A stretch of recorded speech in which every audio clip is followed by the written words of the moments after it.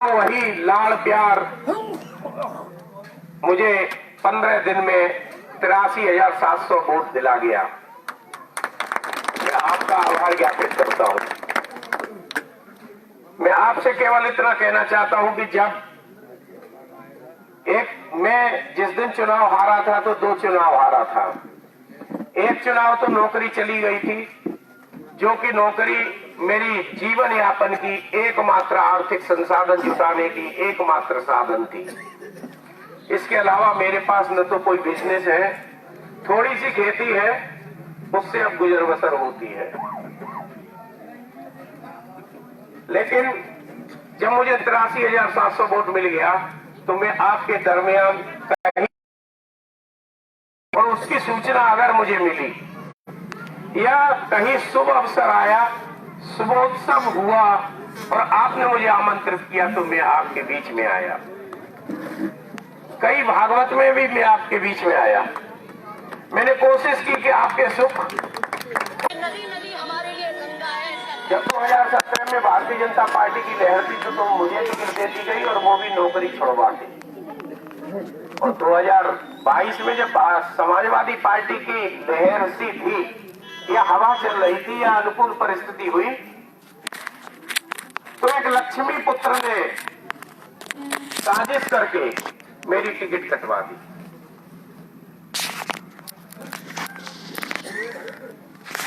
जब मेरी ticket cut गई, बिजनेस है नहीं, नौकरी चली गई, तो राजनीति करने के अलावा मेरे को पास कोई रास्ता नहीं बचा। और मैंने आदरणीय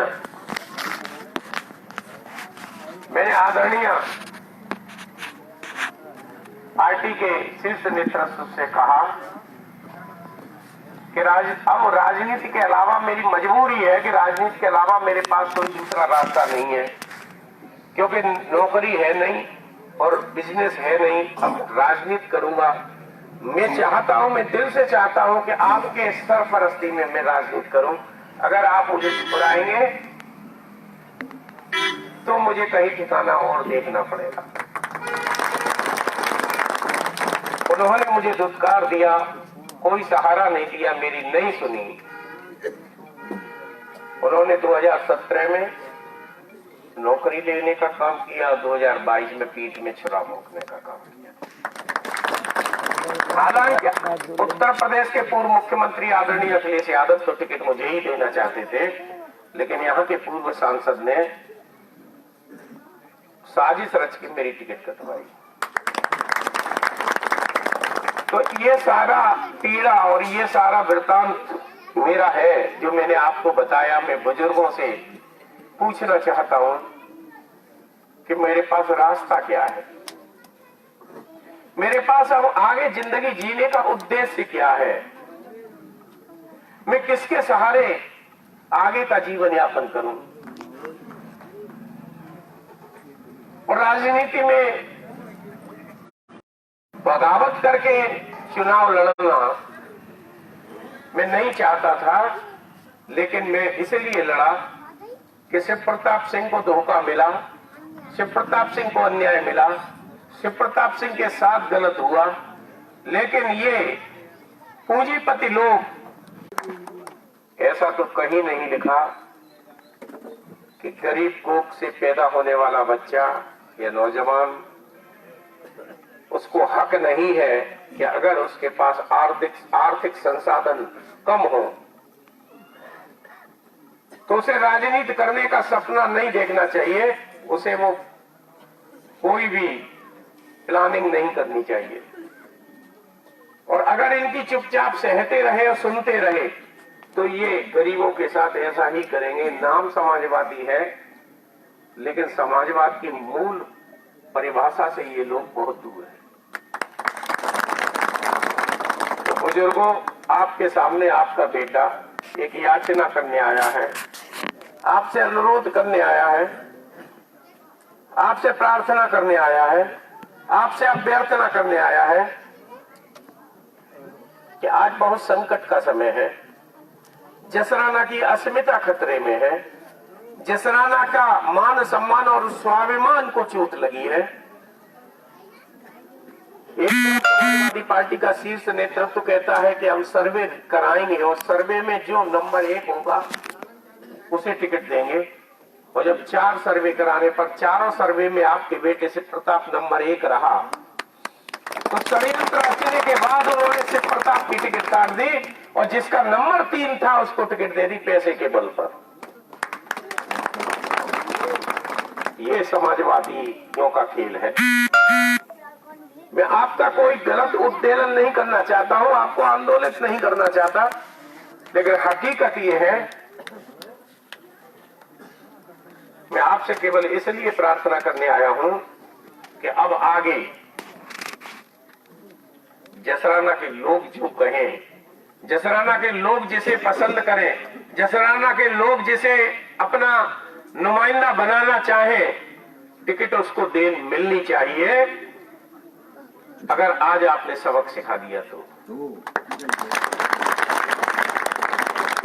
सन 1992 में समाजवादी पार्टी की सरकार, वो समाजवादी पार्टी का गठन हुआ था और आपने, मैं समझता हूं, हर बार समाजवादी पार्टी के निशान साइकिल को प्यार किया और प्यार करते हुए बड़े सम्मान के साथ साइकिल पर मोहर लगाकर आपने साइकिल को जिताया होगा। इक्का दुक्का बार हार गई हो, बात अलग है। तो मैं साइकिल का दुश्मन नहीं हूं, मैं आपके नेता अखिलेश यादव का दुश्मन नहीं हूं, लेकिन अगर ये लोग जसराना के बुजुर्गों का और जसराना के नौजवानों का मान सम्मान के खिलाफ अगर निर्णय लेंगे तो कम से कम एक बार उन्हें सबक सिखा दो। प्यार हमेशा एक तरफा नहीं होता, प्यार द्वितरफा होता है। अगर दोनों लोग प्यार करेंगे एक दूसरे को तो चलेगा। सम्मान भी एक तरफा नहीं हो सकता। हम आपका सम्मान करेंगे तो आप मुझे प्यार देंगे, वरना नहीं देंगे। तो हम दिलो जान से आंखों के पलकों पर रखते हैं समाजवादी पार्टी के शीर्ष नेतृत्व को, तो उनको भी मजबूर कर देंगे कि हमारी भावनाओं का तो सम्मान करें। वो भावनाओं के साथ अन्याय करते रहे, आपके चरणों में हूं। मैं आपसे प्रार्थना करना चाहता हूं केवल एक बार, मैदान में अगर कोई गया हो वहां पर तो वो बताए क्या राष्ट्रीय अध्यक्ष ने नाम लेकर वोट देने की अपील की है या नहीं? नहीं की। उन्होंने नाम नहीं लिया प्रत्याशी का। और आप पता कर लेना, सोशल मीडिया पे चले जाना, उनके भाषण की रिकॉर्डिंग सुनना। आज उनकी 8 सभाएं थी, 8 सभा में केवल 7 सभा में उन्होंने प्रत्याशी का नाम लिया और अपील की, केवल आपके यहाँ के प्रत्याशी का नाम नहीं। टिल्लू भैया, टिल्लू भैया। और उन्होंने केवल एक ही सेंटेंस, आखिरी सेंटेंस मैंने देखा है उस पर, उन्होंने कहा है जो जीत रहा हो उसे जिता देना और हो सके तो बगल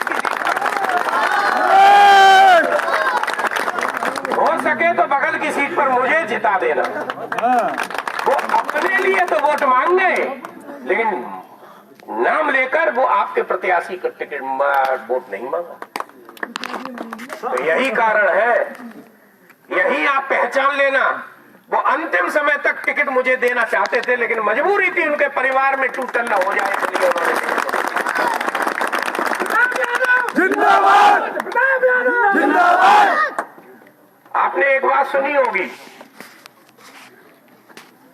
और मैं समझता हूं कि जब से पर्चा फाइल हुआ है तब से ही सुनने को मिल रहा होगा, 4 दिन में शिव प्रताप बैठ जाएंगे, 6 दिन में उनको 4 करोड़ दे दिए जाएंगे। जब वो 6 दिन निकल गए तो फिर कह दी कि अगले 4 दिन में 10 करोड़ में खरीद लिए जाएंगे। जब वो भी निकल गया तो कहने लगे कि 17 तारीख को अखिलेश यादव आएंगे और फरीदा जाएंगे और उनको बैठा जाएंगे। आज 17 तारीख निकल गई, अखिलेश यादव आए थे, न वो फरीदा गए न आए। और ऐसा नहीं है, जिंदाबाद। और ऐसा नहीं है कि अखिलेश यादव से मेरे खराब रिश्ते हैं। कल रात